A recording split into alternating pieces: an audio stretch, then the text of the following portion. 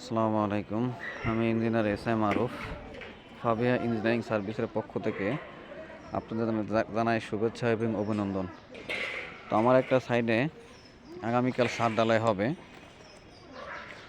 তো এখানে আজকে আসি, এখানে আসার পরে আপনার ছাদের রডের কাজ চলছে, এখনও রডের কাজ পুরোপুরি সম্পূর্ণ হয় নাই।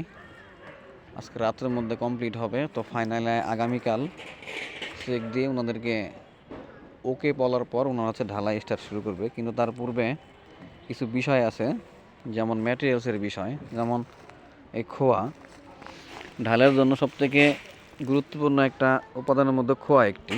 কিন্তু এই খোয়া যদি আপনার হয় বাজে রকমের খোয়া, সেক্ষেত্রে ঢালাইয়ের যে স্ট্রেংথ অর্থাৎ কার্যক্ষমতা এটি দুর্বল হয়ে পড়বে। কখনো এই খোয়ার ভিতরে যে সমস্ত রাবিশ থাকে, এই রাবিশ দিয়ে কখনো ঢালাই দেওয়া যাবে না।